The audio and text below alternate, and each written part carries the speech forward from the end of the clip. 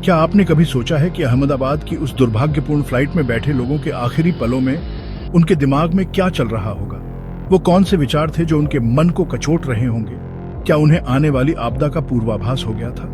वो सदमा, उस भयावह पल का सदमा, वो दुख, अपनों को खोने का वो गहरा दुख जो हमेशा के लिए उनके परिवारों के साथ रहेगा। वो हेडलाइंस, हर अखबार, हर न्यूज चैनल पर बस एक ही खबर। ये एक ऐसी ट्रेजेडी थी जिसने देश को हिला दिया था। हर कोई स्तब्ध था, हर कोई दुखी था, लेकिन वो क्रैश जितना विनाशकारी था, जितना दर्दनाक था, उससे भी बड़ी और विनाशकारी घटना हुई थी। एक ऐसी घटना जिसने उड्डयन सुरक्षा के इतिहास को हमेशा के लिए बदल दिया। हवा में हुई टक्कर जो उड्डयन इतिहास की सबसे जानलेवा घटना बनी हुई है। एक ऐसी त्रासदी जो आज भी हमें झकझोर कर रख देती है। यह सिर्फ तकनीकी खराबी के बारे में नहीं है, सिर्फ मशीनों की विफलता की कहानी नहीं है। यह मानवीय गलती, मानवीय चूक का एक दुखद उदाहरण है। अनदेखी की गई चेतावनियों और उन संकेतों की कहानी है जिन्हें समय रहते पहचानना चाहिए था। एक ऐसे आसमान के बारे में है जो सैकड़ों लोगों के लिए कब्रगाह बन गया।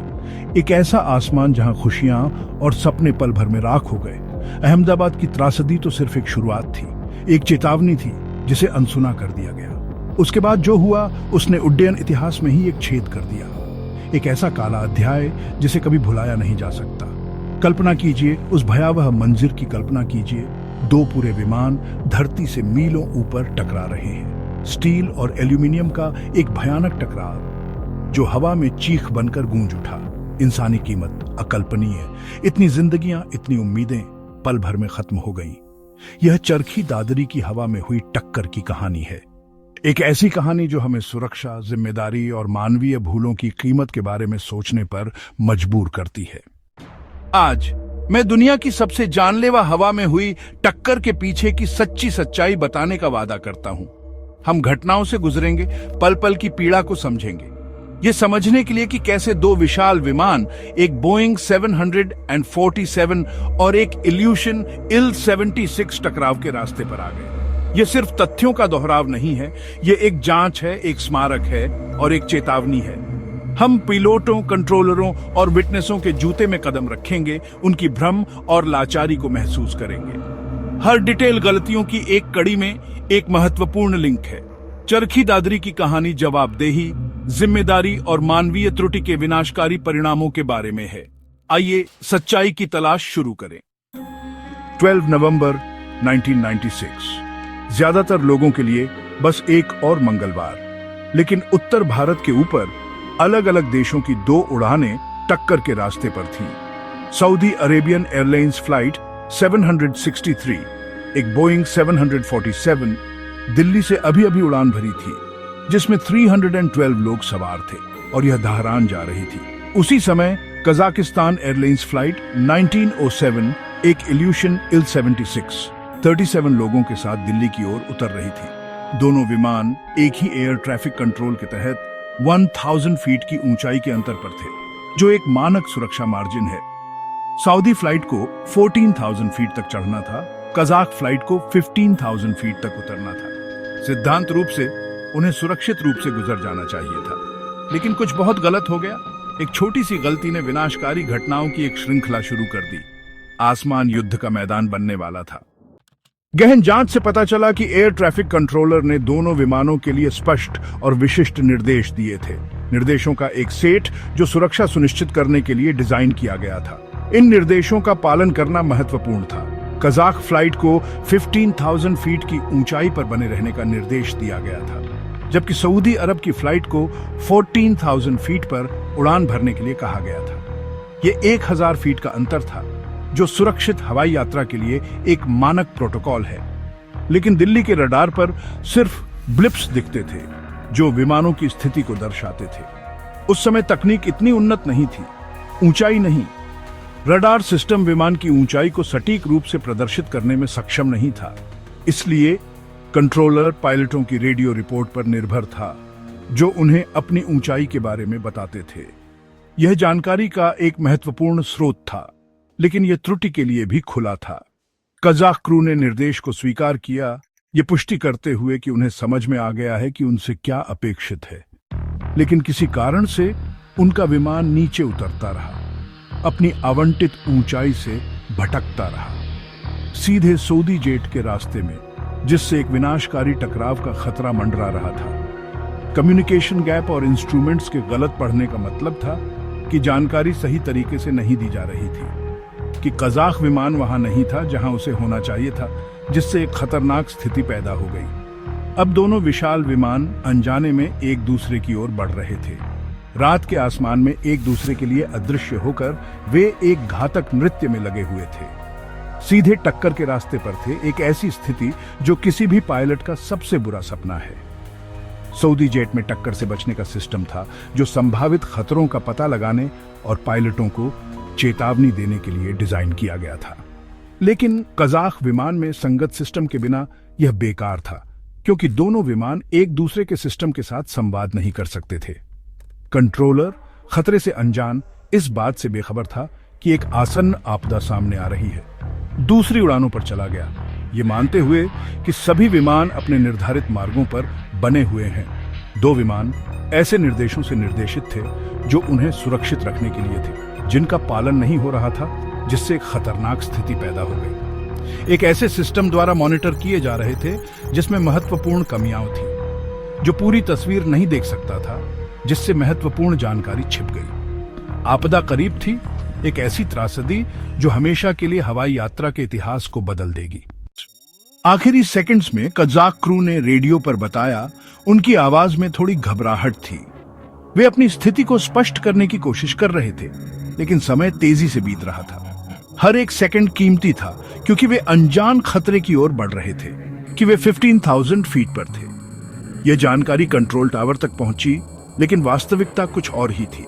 विमान के इंस्ट्रूमेंट्स गलत जानकारी दे रहे थे, या शायद क्रू मेंबर गलत पढ़ रहे थे, लेकिन वे असल में नीचे थे, तेजी से नीचे उतर रहे थे। उनकी गति सामान्य से कहीं ज्यादा तेज थी और खतरे की घंटी बजने का समय आ गया था। विमान तेजी से जमीन की ओर बढ़ रहा था और हर गुजरता पल विनाश की ओर ले जा रहा था। कंट्रोलर को लगा सब ठीक है। रडार स्क्रीन पर सब कुछ सामान्य दिख रहा था और उन्हें कोई खतरे का संकेत नहीं मिला। वे अपनी नियमित जांच में व्यस्त थे, अनजान की एक भयानक त्रासदी बस होने ही वाली है। लेकिन आसमान में गैप 1000 किमी घंटा से भी ज्यादा की रफ्तार से कम हो रहा था। दो विमान एक दूसरे की ओर तेजी से बढ़ रहे थे, एक भयानक टकराव की ओर। उनके बीच की दूरी तेजी से घट रही थी और समय तेजी से खत्म हो रहा था। अचानक सऊदी पायलटों ने इल्यूशन को सामने मंडराते देखा। उनकी आंखें फटी की फटी रह गईं, क्योंकि उन्होंने अपने सामने एक विशालकाय विमान को देखा। उनके पास प्रतिक्रिया करने के लिए बहुत कम समय था, बचने का कोई समय नहीं था। यह एक भयानक एहसास था जब उन्हें पता चला कि वे एक विनाशकारी टक्कर की ओर बढ़ रहे हैं। उनके पास कोई विकल्प नहीं था और वे असहाय थे। इल्यूशन की पूंछ ने 747 के बाएं पंख को काट दिया। एक जोरदार धमाका हुआ और धातु चीख उठी। यह एक भयानक क्षण था जिसने हमेशा के लिए इतिहास बदल दिया। दोनों विमानों को चीरते हुए टुकड़े हवा में बिखर गए और एक भयानक दृश्य बन गया। विमान के टुकड़े आसमान से बारिश की तरह गिरने लगे। सऊदी जेट नियंत्रण से बाहर होकर चक्कर काटने लगा। पायलटों ने नियंत्रण पाने की पूरी कोशिश की, लेकिन यह नामुमकिन था। विमान तेजी से घूम रहा था और नीचे गिर रहा था। कजाक विमान बुरी तरह घायल होकर भी धरती की ओर गिर गया। विमान का ढांचा बुरी तरह क्षतिग्रस्त हो गया था और वह तेजी से नीचे गिर रहा था। दोनों विमान आग के गोले बन गए। आसमान से गिरते हुए आग की लपटें और धुएं का गुबार दूर से ही दिखाई दे रहा था। यह एक भयानक दृश्य था जिसे कोई भी नहीं भूल सकता।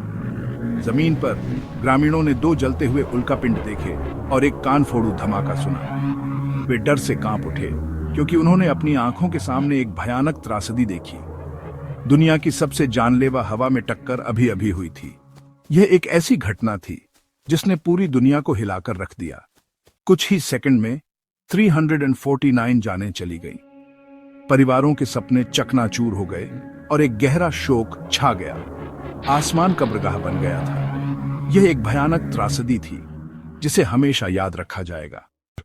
अमेरिकी वायुसेना के पायलट कैप्टन टिमोथी प्लेस पास में उड़ान भरते हुए इस भयावहता के गवाह बने। दो आग के गोले धरती पर गिर रहे थे। चरखी दादरी के ग्रामीणों ने आसमान को फटते देखा, मलबा बरसते देखा और खेत एक बुरे सपने में बदल गए। विमान में 23 देशों के लोग थे, बच्चे, परिवार, मजदूर और एक व्यापारिक प्रतिनिधिमंडल। एक ही पल में उनके सभी भविष्य हवा में जलकर राख हो गए। टक्कर पूरी तरह से हुई थी, बचने का कोई मौका नहीं था। 747 प्रभाव से टूट गया। इल्यूशन का मलबा मीलों दूर बिखर गया। सभी 349 लोग मारे गए, जिससे यह इतिहास की सबसे जानलेवा हवा में टक्कर बन गई। त्रासदी पूर्ण थी, नुकसान अतुलनीय। दुनिया ने शोक मनाया जैसे ही आपदा का पैमाना स्पष्ट हुआ। चरखी दादरी हमेशा के लिए बदल गया। सुबह होते ही चरखी दादरी के खेत तबाही का मंजर बन गए थे। मलबा और निजी सामान मीलों तक बिखरा हुआ था। पहले रेस्पॉन्डर्स और ग्रामीणों को एक गंभीर सच्चाई का सामना करना पड़ा। कोई जीवित नहीं बचा था, सिर्फ एक रिकवरी ऑपरेशन था। निजी सामान, एक बच्चे का खिलौना, एक पारिवारिक फोटो, खोई हुई जिंदगियों की खामोश कहानियां बता रहे थे। सदमा और दुख पूरे भारत और दुनिया में फैल गया। पत्रकार, जांचकर्ता और परिवार गांव में आ गए। स्थानीय ग्रामीण हमेशा के लिए बदल गए, मदद और सांत्वना देने वाले पहले व्यक्ति बने। बाद का असर सिर्फ भौतिक मलबा नहीं था, बल्कि भावनात्मक और मनोवैज्ञानिक आघात भी था। दुनिया ने जवाब मांगे जैसे ही जांच शुरू हुई।